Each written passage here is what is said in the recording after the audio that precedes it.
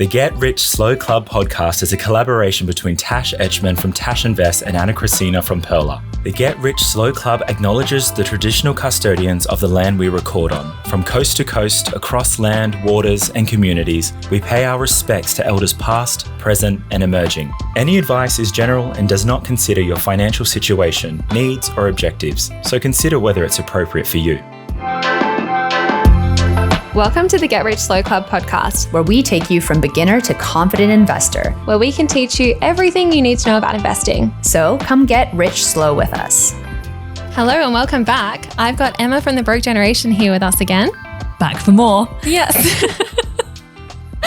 Today we're going to be talking about lifestyle creep.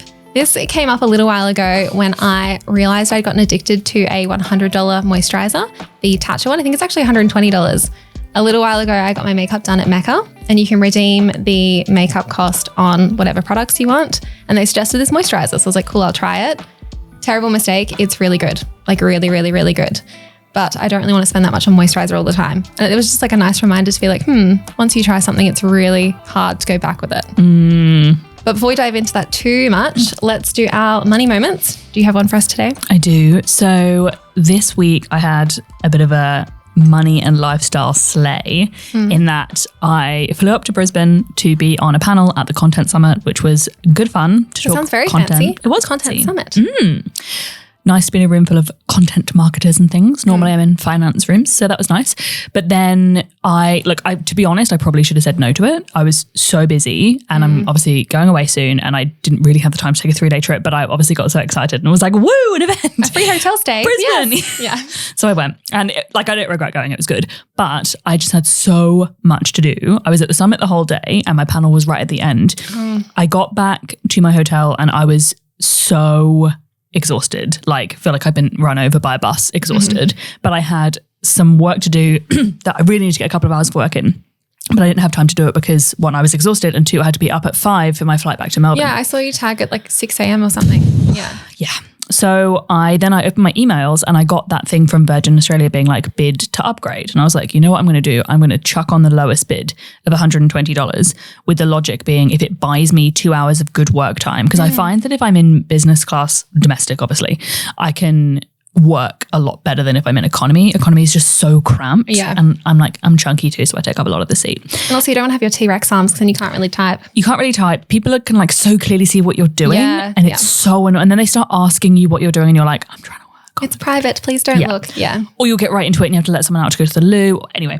So I was like, I've never done the minimum bid thing before. I don't know if they'll accept it, but I was like, I'll give it a go. And then within a couple of hours, I get the thing being like, you've been upgraded. So it's been accepted. And I was like, oh. So it was a money win because it was $120 and I didn't really want to spend any money, but it was such one of those throw money at the problem moments because I got work done in the lounge before. I got work done before we even took off. I slayed a bunch of emails before we even took off. Slayed a bunch of emails. And then while we were airborne, I did because it's like a 2-hour, 10-minute flight, which is quite significant. Yeah. On the way up, I was like, it's basically Sydney. No, it's double and more. Yeah. So then I got 90 minutes of solid work done in the air and I read a bit of my book and I had a coconut crumpet. Oh, that's crazy. Did you get food in the lounge as well and a coffee? I did, but I wasn't. It was 5:30 in the morning. I was I got a coffee, but no food in the lounge. $7 worth of value maybe. Yeah. Airport coffees. Yeah. Amazing. I love bidding for business class upgrades. It's so much fun. And that thrill of getting the email and being like, oh, I still feel very fancy sitting in business class with all the actual business people. Me too. And I'm there taking photos of all my food and snacks. Being like, oh, look at my chocolate. Yeah, if I'm there, I've either used points and there was no other seats, so I had to use points. Yes. Or I've done the minimum bid to upgrade. Yeah. Or $1 over the minimum bid. Yeah. My money moment isn't anywhere near as fun as yours. I was a bit tired today and I got the Uber to the wrong place. So I ended up having to spend an extra $10 to get an Uber somewhere else. So annoying. Yeah. So money lost there. I should have gotten the Sky Bus. It was my karma for not getting the Sky Bus, I think. Why did you not get the Sky Bus? Because I didn't want to. Yeah. It's just so much longer. It's a half an hour Uber or an hour if I get the Sky Bus and then the train. And last time it was so close. The Uber was $45 and the Sky Bus would have been $30 by the time I got the train. But no. Well, this takes us nicely onto our topic, doesn't it? Really? Yes. Because not getting the Sky Bus is somewhat of a lifestyle creep, business lifestyle creep. Yes, definitely. I've noticed more and more recently with doing business stuff. It kind of ties into our episode we did the other week about going from being employed to being self-employed and how you have to view money a bit differently. I was literally just thinking that when you said that. Flows on very nicely. Well, yeah, because you have to start seeing numbers really differently. But then that means that you see like, oh, because the Skybus return is $40 now. Like it's not nothing. No. And then when you have to pay $5, $20 or whatever for the public transport on either side as well. Exactly. And that's when my brain's like, oh, well, that's 50. So it's basically 90s. Yep. I'll get 2 Ubers instead. No. Yeah. Yeah. It's hard. And then we were talking about it before as well with lounges. Now that I've tried the lounge, I am going to do anything I can to keep going to the lounge. I am platinum with Velocity, which is very exciting, which is easy to do if you fly to Perth a lot. I always get questions asking how I got there. Hard if you're just flying Perth to Melbourne, but Perth or to Bali, you get a lot of stars credits for that as well. Interesting. See, I only really fly Melbourne, Sydney, occasionally, very occasionally Brisbane, even more occasionally Adelaide. So I'm not really going to get that. You need for context, you need 1,000 status credits to get to platinum, and a Canberra to Bali flight is like 45. But then if you get double or triple status credits and then do a return, you're like a quarter of the way there. True. Yeah, fun. But anyway, since doing that, I'm a lover of the lounges, and it's really hard to go to the airport and not go to a lounge, which sounds so privileged, but it's the point about the moisturiser again. It's once you tried something, it's really hard to go back. I think it's when you create a norm for yourself. Yeah. Because I got into this pocket, like now that I'm not in the lounge circuit, it's more and more normal for me to not go to the lounge. But I had this period of time where in 1 year I had joined Qantas Club when it used to be $399 a year and they would do it half price. So it was $199 or something like that. Yeah, it was just $349. You used to get it for like $200 basically for the year because you would get it on the 50% off promo. And that means that whether you're flying Jetstar or Qantas, you can generally get into the lounge. And at that same time, I'd had like a year bonus like trial period of Velocity Gold, which meant whenever I flew Virgin, I could get into the lounge too. And like we're in Australia, pretty much duopoly of the airlines, you're flying with one of those airlines. Yeah. So I had this period of time where like, not because I was doing particularly financially well or anything, but I could always, whenever I flew, go into the lounge and therefore eat whatever I want, drink whatever I want. Like I could get there having not eaten and not have to think about the cost of that because I would be able to get into the lounge. Whereas my Velocity ended and I'm only silver now because I don't fly enough to truly be gold. And Qantas Club have put it up to like $700, was it? $700 and they don't do the promo anymore. Yeah. Like, okay, fine, take the promo away. Like everyone was rinsing it anyway. Yeah.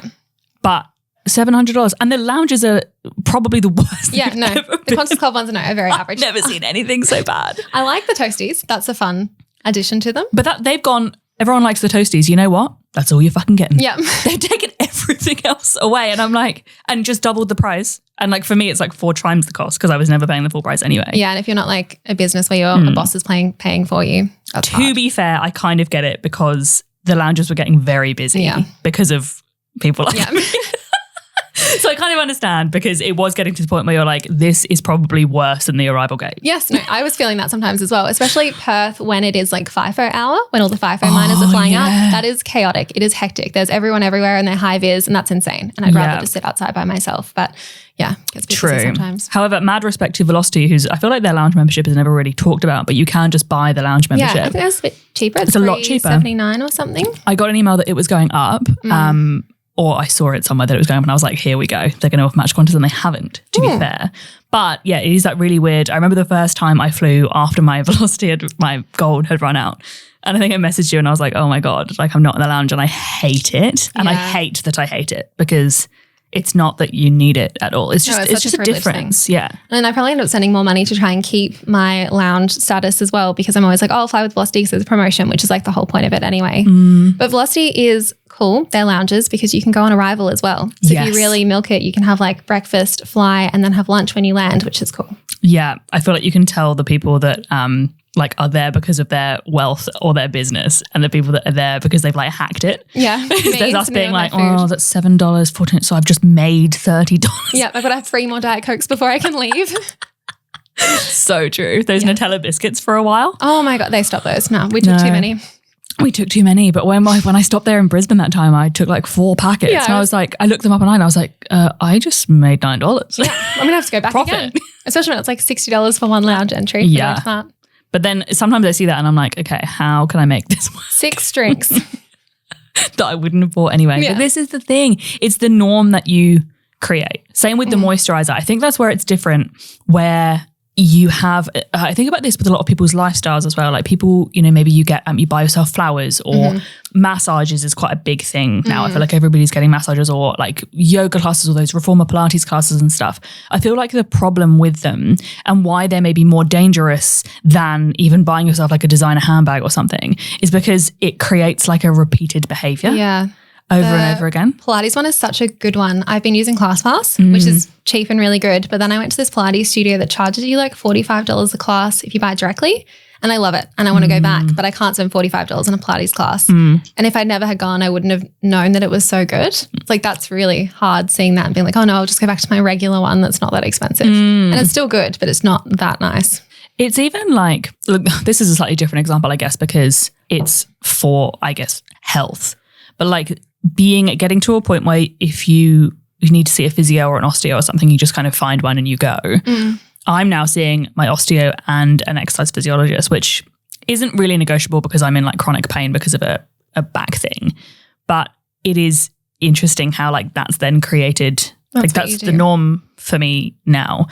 And even though that's a health type of thing, it's the same if you start getting massages or you start buying yourself flowers or whatever. It's like where a designer bag might be one-off purchase of, I don't know, 1,000, 2,000, 3,000, 4,000, your life is the same. Yeah. But that expense is there, whereas it's like anything that you do repeatedly, we think that we can change it. Like you think you can go back to your other moisturiser whenever you want, but it's harder than you think that it is. It sucks, yeah. Yeah, definitely. When I lived at the Snow, I think that was probably like the best thing for my finances because we shared rooms. It was really, really shitty, like very minimal. You were just like, and it was very much like what I'd imagine a college dorm was like in the US. Like everyone's there to have fun. No one's there to like live nicely. Yep. But leaving that, I was so excited about the smallest things. Like, oh my God, I have my own bed now. I have my own shower. I'm not sharing a room with someone else again. Like I can turn the heater on whenever I want. Like all of those small things were so good. But now I live in an apartment with 2 bedrooms and 2 bathrooms and I live with someone, but I have my own bathroom. Yeah, wow. And I can't imagine going back to sharing when I've just filled up the cupboards with all of my stuff. Yeah, I've never had my own bathroom, I don't really think. So I can't, but I can see how, having to suddenly like split out. Especially if you move somewhere like shitter. Like our apartment had like those old, those tiny sinks that have like no space to even put your toothbrush. Yeah. Like sharing that with somebody else. No. Where would I put my stuff? You know where I also have lifestyle creep? Cheese. Actually, yes. I made the mistake of trying a blueberry cheese thing and it's like $13. Ooh, not doing that again. No. And again, it's that thing of if you're making cheese boards a lot, which I was like during lockdown or whatever, I wonder if people have lifestyle creep hangovers from lockdown. Because I got like that. I was doing a lot of my cheese in lockdown and I had more disposable income because I wasn't paying for transport and stuff. I bought nicer wine. Yeah. Because I wasn't eating out. Getting more takeaway coffees and stuff. Because it's like, oh, we're going for our daily walk and takeaway smash avo. Yeah, true, actually. Yeah, I think mine was also the opposite too, where as soon as we were allowed out, I was like, okay, cool. I'm flying everywhere all the time again. Yeah, well, then it doubles down. We're like, oh, I'm not going to do this when I go back out. But again, like we think that we can stop doing it whenever we want. Yeah. I had this actually once with clothes and things when I was working in my job and I was running freelancing and the Broke Generation on the side. So it was probably like the highest my income's ever been. I was probably making like 110 a year or something for probably about 8 months, like equivalent of that was what I was bringing in, which is like the most money I'd ever made.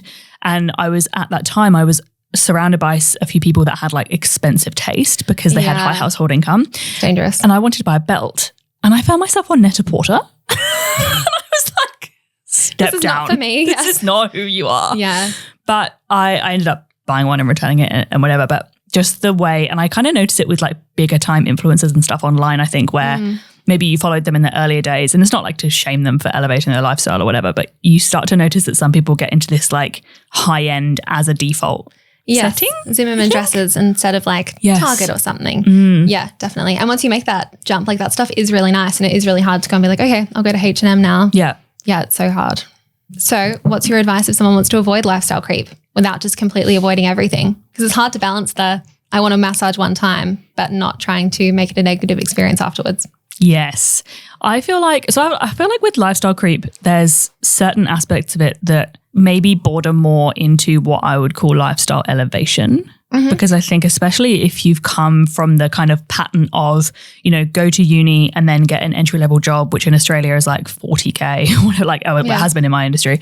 And so you have to make certain sacrifices or have certain lower standards because that's literally all you can afford. And then maybe you get to the point where you're making like 60, 70, 80K and those things that you might be able to have, buying a better moisturizer or whatever, whether it's $100 one or not, it's up to you. But, maybe one that's $40 instead of 10, or using serum or whatever. I think sometimes some of those things are okay, even though they would technically be lifestyle creep. I think sometimes it's lifestyle elevation. Yeah. But I think in terms of, it's difficult once you've already done it because there's going to be no easy way to pull back from that without feeling resistance. But maybe that's even that's even part of the advice. Like, just because there's resistance doesn't mean you shouldn't do it. If you've got a reason for doing it, if you can afford it, then it's fine. But I think going into purchases, thinking about anything that creates a repeated behavior or a new standard, and knowing that it's going to be hard to come back from, and just being really discerning about that. If you go and get a massage, when they go, do you want to rebook? Maybe say no. No. Don't get into getting the memberships of going every month. Yeah. And I guess I don't know, you and I talk about this quite a lot, but I feel like making it okay to want something and not have it. Yeah, having that as a later thing. Yeah. I've done that with a few things. It's like, I really want to learn how to skydive properly. But obviously that's Is that a skill? You can learn so you can skydive by yourself. The course is like $3,000, but then obviously skydiving is a really expensive hobby. And once you do it, you've got to pay for like the parachute hire and also pay for the plane to take you up. And that's one. And I've also looked at windsurfing as well, kite surfing. And again, I'm like, that's not for me now, because I know if I'll do it, I'll need to keep paying more for it. And that's a very, very extreme example, but kind of just being like, that's like a later thing. Like, the world's not going to burn if I don't go skydiving tomorrow. Yeah. Like, it'll be fine. Yeah. I think being able to look a couple of steps ahead, and like, it's kind of like bigger picture thinking with your money, right? Like, if you're not thinking any bigger, you can be like, well, I have the money right now, I'll do it. But what's that going to take away from you in the future? Someone messaged me when I was talking about this on Instagram, and they said that I should have a savings fund set up where my dividends get paid into for my moisturizer. And if the dividends cover the moisturizer, I can have it. But if it doesn't, then I don't. Like, that was quite fun. That's quite fun. You have those luxury things that you buy with income from your investments. And the more you invest, the more luxury stuff you can buy. So that's a pretty cool idea. That's fun. Yeah. Luxury Do you funds. like that? Yes. My dividend moisturizer. Yeah. That's hilarious. I love that. Well, I see people doing it when they've said how many expenses they've covered as well. Like, my investments will cover like my rent or something, or just my electricity bill, which is a fun way to look at it too. Yeah. The more you invest, the more you're covering. But I think the more fun part is like, these are my smoothies out, or my coffees out, or because smoothies have gotten expensive. That's something I've had to stop buying. I have never bought them because I refuse. I do like a good smoothie. Yeah, I've noticed when I see them on menus, I'm like, how much for a banana blast? But I have switched to buying smoothie bowls because they don't have them in Canberra. So every time I come to Melbourne, I have to buy a smoothie bowl, and they're like $16 now. This is me with Butterboy cookies whenever I go to Sydney. And I take the ferry. So you go to Manly? It's in Manly. And I'm like, okay, this was like $100 trip. Are they even that good? Yeah. Okay. Oh, yeah. They're good. And I actually found a stockist that was on like the Circular Quay side, like a cafe that just like sells them. Yeah. No, I still got the ferry. Oh yeah, you need. I wanted the full range. You've gotten used to it. The experience. And like, no one actually knows what the ferry costs. Yeah. The great lie. New South Wales Transport. Wait, did I not tell you? I've never gotten the ferry. Well, they like, you tap your card because they're advanced in that you can use like your tap card. Oh, not like Melbourne. But it's literally just Russian roulette of what they're going to take out. Like, they take the money out like a week later. Really? Yeah. Okay. Whenever I've been to Sydney for like a 2-day work trip, like a week later, it's like, you're overdrawn because Transport New South Wales just tried to deduct like $18.92. And I'm like, what's that for? Couldn't tell you, honestly. Right. One ferry.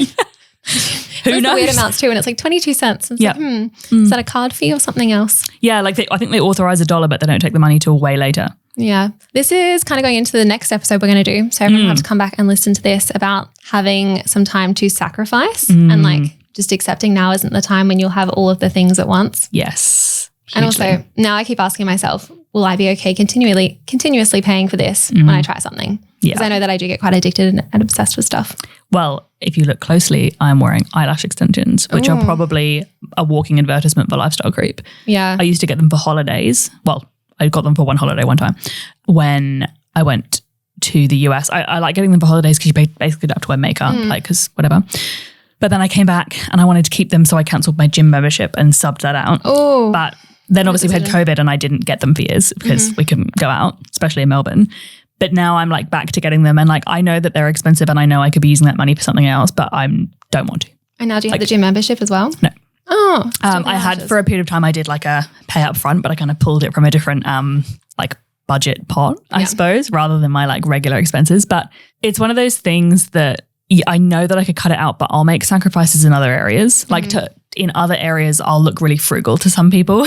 And I'm like, no, it's because I'm wearing like $100 a month on my eyes. While you're sitting there with your sandwich from Coles. Yes. But I don't buy, I spend way less on mascara and makeup as a result. True. Yeah. And like eye makeup remover, don't know her. Oh, that's amazing. Just like the convenience, not having to use it. That's great. And not like crying the mascara everywhere. I hate that. Yes. So it's like, there's no two ways about it. It definitely cost me more, but I'm just okay with that. Over the year, it's about $1,000 because I'll give myself about a month where I don't have them to like let my lashes have a break. And I'm just like, you know what? It is what it is. That's a really good point about calculating how much it is over the year, because I am thinking about moving to Melbourne and I'm looking at rentals here. And some of them are so expensive. And when I look at something, I'm like, oh, that's not too bad per week. But then when I actually times it per year, like that's insane. Yeah. I buy a whole car. That's crazy. Oh my God, yeah. No thanks. And I think that helps. It helps you give context to, you know, what you're earning, you know, maybe what you're bringing home, kind of expressing it in those different ways. Like $100 a month, it's quite a lot. But then $1,000 over the year, like, can I make that up in other ways? And also, will you? Yeah. You have to actually do it. Yes. But like, yes, I think I've definitely been at a point in the past where I haven't necessarily, and I've just got so used to that being like almost treating it like a bill, forgetting that it's optional. But I just kind of, that's an expense that I own. I don't get Botox, so all my friends get Botox. Yes, yeah, this is true. That's so expensive. Oh my God. So how does someone actually decide to be like, cool, I'm going to inflate my lifestyle now? Or what did you call it before? Elevation, yeah. Is it realizing you've got spare money? When do you think it's the actual time to do that? I think it depends on how your income trajectory has gone. Like, is it because you're getting a pay rise, or are you self-employed and now you're making more money, or has your expenses changed and that's why you've got more spare income? I think it just really pays to do regular like money check-ins with where your money's going. Like however you track or don't track is kind of your call, but regularly looking at where your money's going and seeing how you're indexing. If you're deciding about something at that point of, shall I start paying for this? I think it's half down to where the surplus of income is coming from. Everybody's going to get a tax cut soon, so there'll be some extra money. Half seeing where the money's coming from and other things that you could use it for. I always like to make it a choice. Behaviorally, like make sure you know what you're giving up. Like, what am I giving up by spending this $1,000 a year on my eyelashes? Like, that sounds so ridiculous to say, but what am I giving up? Like, does that mean I'm not going to have the gym? I can't do Pilates. Like, am I okay with that? Yeah, I actually am, because I would rather have Pilates anyway. eyelashes and do a YouTube workout. Yeah. But maybe you're not. I think even if you're not comparing in I would genuinely pay for this, I think it helps to benchmark and contextualize the cost. Yeah.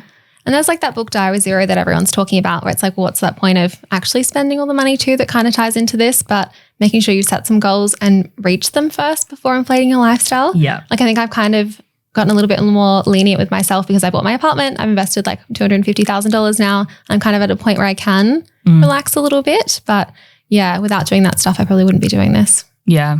Maybe I shouldn't be. No, it's fine. But again, like for me, I've come on to a point where that's something that and you're like happy with where you're going. Yeah. But having a second car is not. No. Like my husband and I will always choose to share our car because we just can't imagine having that cost twice. Yeah. And we don't even have a car loan on it, just like the running costs. Yeah. Like I can't imagine having two. Two registrations? No.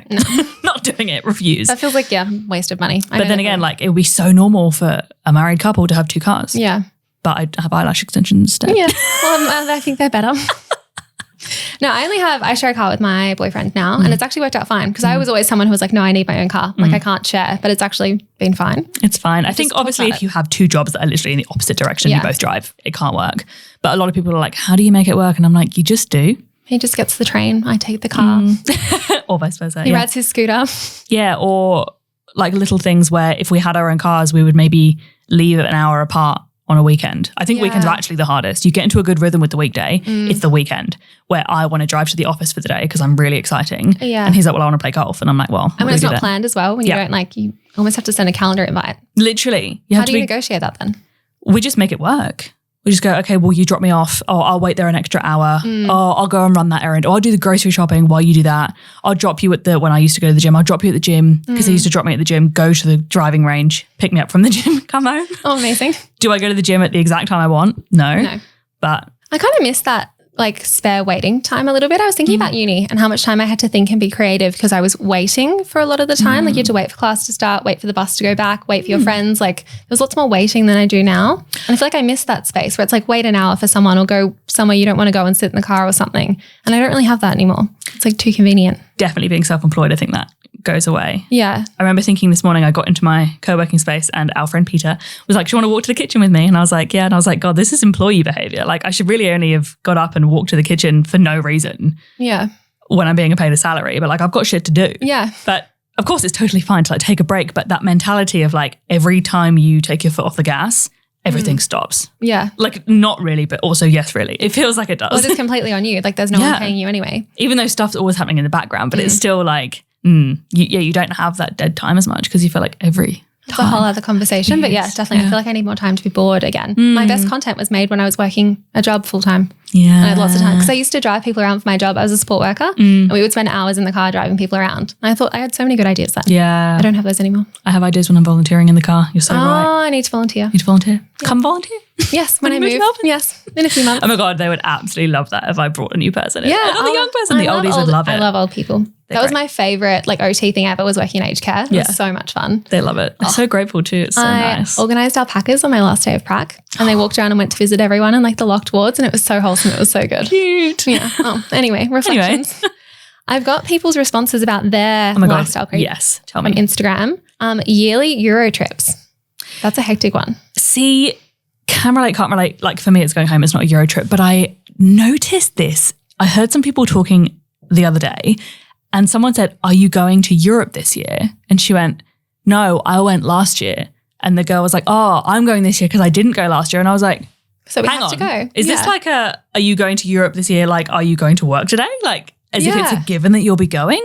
And I guess in some pockets of socioeconomic class, maybe it is normal. But I could totally see that. Though. I went to Europe when I was like 18 ages ago, but I couldn't imagine going now when I watch these people in like their Santorini apartments or whatever. It's like, that's insane. Well, I go to the UK to go home and I can't afford to go to Europe. Yeah. Like everyone's like, you can do any of Europe? And I'm like, nope. It's so expensive. Are you? This goes into the next one. I used to stay in hostels and have such cheap and amazing trips, but now I spend money on hotels. This has happened to me as well. See, can't relate. I've always been a hotel girly. Oh no, I'd I rather not backtracked go. a lot. I used to like try and do the whole $30 a day thing and I would stick to it, but it was, I could not do that these days. No. Dishwasher? Yes. I hate washing the dishes Having now. a dishwasher? Yeah, okay.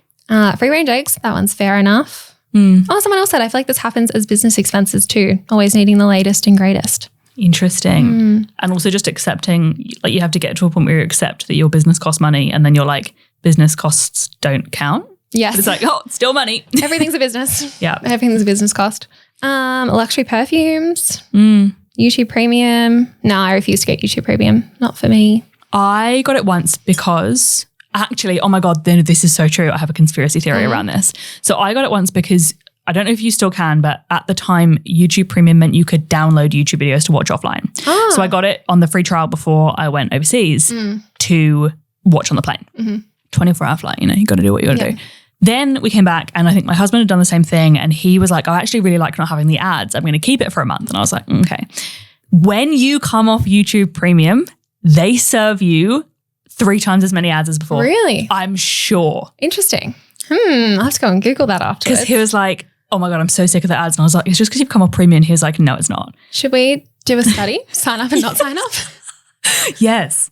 It's interesting when like going back to getting used to stuff because Brandon has YouTube Premium and every time I play something on my laptop, he's like, oh, the ads. But they're just like normal for me. Yeah, they're just normal for me too. Yeah. I like recite them word for word. Yeah. Because I don't watch TV or listen to the radio, so I need to hear the ads somehow or I feel so out of the loop. How do you know what's on offer at KFC? No. Or what the latest like Officeworks ad is. Or apparently from our event, everyone was saying to go to Kingsley's Chicken in Canberra. Oh yeah. Apparently that was something I've missed out on. I haven't been yet, but I will have to go soon. Getting clothes tailored. I haven't really done that. Have you? So I haven't all that much because as much as I fully respect the work of a tailor, it is expensive, but I see it in so many people. Yeah. It's like an addiction. Well, if you get something that fits perfectly every time. And then you buy something and then, because it's also kind of a lottery. You don't know what they're going to charge you. Yeah. As well. Because it's not, well, true. it depends where you go, but like a lot of the people I'm referring to in this example go to this like tiny little business somewhere, which is amazing to support them. But yeah, everything is constantly at the tailor. Same with like dry cleaning. Yes. I just don't have the time. Like trying to go pick stuff up in business I hours? just can't remember. No, I don't want to forget that keep it's stuff. there. I don't want to buy anything that needs like premium cleaning. It's not for me. I don't like ironing either. So nothing that needs to be ironed. Or nothing that can't go in the dryer. If something doesn't survive in the dryer, it's not meant to be. Having a dryer is lifestyle creep too. I don't have a dryer at the moment, and that was really hard, but now I'm used to not having a dryer. Like the first 6 months, I was like, no, I'm buying one every weekend, and I didn't because I don't have the space, but that was really hard to go back. And now I just realized I was being really lazy. I cannot use it for everything apart from sheets. Yeah. Like trying to dry sheets in a Melbourne house in winter. Or towels? Not. I like the soft, warm, fluffy towels. Yeah. Someone's a business class. We've spoken about that one. Coffee. I want to know more. Like what, international? Like tell me more. I would love my lifestyle creep to take me there. Yes, this is the points coach. If I get to the point where my lifestyle creep takes me to international business class, you know what? I'm fine. Yeah. I'll take it. Got free upgrade to business class once and now I miss it. Feels. Yeah. Wow, there's quite a few business class ones actually. And perfume. Do you have fancy perfume? No. I've never tried fancy perfume. I had one once. I used to wear this Calvin Klein one that was like $20, which was amazing. Then once I remember I smelled in a sample Chanel Gabrielle when it first came out. I think Chanel like hadn't released a new perfume for years or something. Yeah. And I smelled it and I was like, oh my God, I love this. But I could like, even I wasn't great with money back then, but I wouldn't have bought that because it was like $2.80 a bottle. Like I just would never have bought it. No. I was bad with money in like Cotton On hauls, not $280 perfume. But my boss at the time got it for me for Christmas. Oh. Good boss. So that's the only really expensive one I've ever had. I had my mum bought me a Victoria's Secret one time. That's actually been quite hard to not buy that one again because it's $150, which is ridiculous because I feel like I could drop it and break it and it'd just be gone. And like, do I really need to smell that good? I don't know. Unsure. Still thinking about that one because they don't really go on special in Australia either. No. Nice sneakers. The Green Star Cultured Butter. What? Do you know what that is? I don't know what that is. Green Star Cultured Butter. Cultured Googling. is in quotation marks. Nothing's coming up. Okay. I'll have to ask. Not that one. There is some here unsalted cultured butter from a brand called Lard Ass Butter, which How much is that one? for 225 grams, it's $12. It's only got 3.5 stars though. Oh, not meant to be. I can see that though. I can see how you would get, even being, when I moved to Australia, everybody has butter, proper butter Yeah. here, whereas in the UK we have spread. Yes. Well, we always had spread. I grew up in a diet culture household and we Same. had all the fat-free, low-fat, whatever it is, low-salt spreads. But then when I tried real butter, like, wow, this is good. Like spread is cheaper as well though. Yes. I think. Yeah, you can buy the giant like 1 kilogram tubs. Yep. In Thailand, when I used to be there, you could buy it with sugar in it too. It was so yum. Sweet toast. Oh, yum. Yeah, that was a big addiction for a while. That was yummy. Boba tea. I feel like I need to spend $8 every day. I don't like them. I don't like bits in my drinks. I like them a lot, but I stopped having them because I was scared of the pearls being stuck in my intestines. I'm a sucker for a scaremonger news story, but luckily I used to work, when I had my boba phase, I used to work in a job where when we hit targets, our boss would buy us all bubble tea. Really? So most of my bubble tea was paid for by my boss. That's fun. But yeah, I can see that. My friend the other day posted actually ages ago, she posted a video on social media and she was like, come with me to get an expensive drink because it's 3 p.m. and I just really want to give someone $12. Accurate. This is so true. Yeah. It's like, I think there's a meme about it. It's like when it's 3 o'clock and it's too late for coffee, but too early for wine and you just want to spend $12 on something. Yeah. Then you can get a pastry too, all these other things. Oh, the pastry It's habit. just so expensive these days. So expensive. Yeah. But so good. More COVID things that got to me, actually. Coffees. Macca's used to do free coffees every day for healthcare workers. Did they? Yes. And I was a support worker and that counted. So I got multiple coffees every day for like the whole 6 months that they did it. And Nando's did 50% off for healthcare workers. So I was getting Nando's every Friday too. And that was hard to go back to not, because I had like the loops around my house where I would drive through all the McDonald's because you couldn't get to it the same one, but you could go to multiple. So I do like the loop around to get them for my friends. Oh man, I probably could have got that as a volunteer. Yeah, but that was hard to break that habit because every time I drove past, I was like, oh, just pop in for a free drink. But it's not free anymore. Well, that's how stuff like those offers, like no such thing as a free lunch. Yes. That's probably where that comes from. Do we want to talk quickly about Mecca Beauty Loop? Yeah. I've never gotten them because I don't spend that much at Mecca. Have you gotten one before? Well, so I had always been like the base level one. But then COVID things, during COVID, we had flights booked back to the UK for a friend's wedding. And obviously we couldn't go. And we had them booked with like Webjet or BYOjet or something. And there was like they weren't doing refunds for a period of time, but then there was this thing where in the interim, while they were deciding what they were going to do about all these flights, because we didn't know how long it was going to go for, right? We were like, oh, we'll just move it for 3 months' time or whatever. Lol. There was this thing where it was like, you can convert your flight credit into the equivalent value of vouchers for like JB Hi-Fi, Maya. I was like, why in Mecca? That's so random. Okay, there were options. Maya, and so you could use that at Mecca. So I decided to cash this out because me thinking, I was like, why are they doing this? Are they going to go under? I'm not losing my credit. So I was like, give me the vouchers, I'll do it. So I bought a lot of stuff from Mecca with over about a few months with this Maya voucher, because it was like anything I needed. I was like, oh, what can I get it with the voucher? Because it's basically free. And I also bought the Dr. Dennis Gross LED mask, which 3 years on is still going strong. Yeah, I had the Omnilux one. Do you like it? Yes, but it doesn't sit nicely on my face. Like I have to put a pad on my hair. It leaves like dents. Like the eye sockets are quite small. Interesting. Yeah. But that bumped me up to level 3, which I thought was the highest. There's 5. Yeah. But anyway, I was like, oh my God, I'm the best. I've made it. So for like a whole year, and like somehow I think I stayed on it way too long because I've never bought that much at Mecca, and somehow I stayed up there. So I don't know what happened. But I had the level 3 boxes for a long time, and it makes you try things that you then want to buy. Yes. So now that I'm back down to level 1, I've started not getting the box. Okay. I get the thing and it's like, your beauty leap is ready. And I'm like, nope. Nope. Because I don't want the stuff. Like it's lose-lose. I either get stuff I don't want and it's wastage, or I get stuff I like and then I want to buy it. Yeah. No. I found this really hard with foundation as well. Once I find one that works and is my skin color, I don't want to bother finding another one ever again. I'm like, this is it. Because I have a NARS one that I like, unfortunately. Oh, a lot of people have that problem. Yeah. And it's like $70 maybe. What I found that I like foundation-wise is using the BB cream, the La Roche-Posay BB cream, and then that, speaking of redeeming your credit at Mecca, I got my makeup done for my book launch and got to redeem the $120. So I got Charlotte Tilbury Flawless Filter. Yes. Because at $70, I never would have bought that on its own. Yeah. But I feel like those two together kind of give the expensive foundation finish. Yeah. Because you don't go through that quickly because you only use a bit. Yeah. I found that just with concealer, and the tinted moisturiser works really well, the BB cream. That works well, unless I want like actual makeup on. But yeah, mostly. Hacks. Anyway, fun. This was fun. I think we read all of our list. Yeah. The last one that I didn't read that wasn't kind of similar was chocolate biscuits dipped in a hot beverage. Livestock cream. Yep. You have to buy the same chocolate biscuits over and over again, maybe. Oh, like having a biscuit. Yeah, dipped in a hot beverage. I guess if you're making that a routine, I kind of did that with our Nutella biscuits. Every time I saw them, I was like, fine, I'll get them. Thing is, same, but I benefit from the, I don't know, probably ADHD thing of where, yes, I'll spend all my money on Nutella biscuits for like 2 months and then dead to me. True, actually, yeah. Now I think about one and I'm like, repulsive. No. I have been eating just Nutella out the jar though. That's a bad habit. Really bad.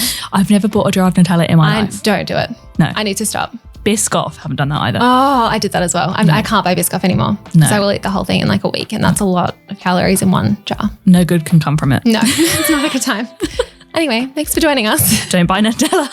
Or Biscoff or any spreads that you can eat with a spoon. Don't start that. Bye. Wait, before you go, where can people find you if they haven't listened to our last few episodes and found you already? Oh, yes. If you enjoy the chaos of the inner workings of my thoughts, you can come and find more of them at the .broke generation on Instagram and occasionally TikTok, and listen to my podcast, The Broke Generation Podcast, or even better than those things, get my book. It's very good. Good with Money. It's I bright loved it. yellow. It's different from other money books. It's good. Thank also, you. your podcast is very cool with Victoria. Yes. Lots of fun, chatty chaos as well. Yes. Double the chaos. Yes, Double the yay. fun. Bye. Thanks so much for joining us. If you found this episode helpful, please rate us 5 stars, write a review, or share with a friend. If you're new to investing, make sure to listen to our first 10 episodes. Follow us at Get Rich Slow Club or Tash at Tash Invests, or me at Ana Cristina. This show was brought to you by Natasha Etchman, who is an authorised representative 1299881 of Guideway Financial Services, AFSL 420367, and Perla, who is an authorised representative 1281540 of Sanlam Private Wealth, AFSL 337927. Knowledge is power, especially when it comes to investing, so make sure you check out our financial services guides and read the product disclosure statement and target market determination for any investments you're considering. See our show notes for more info.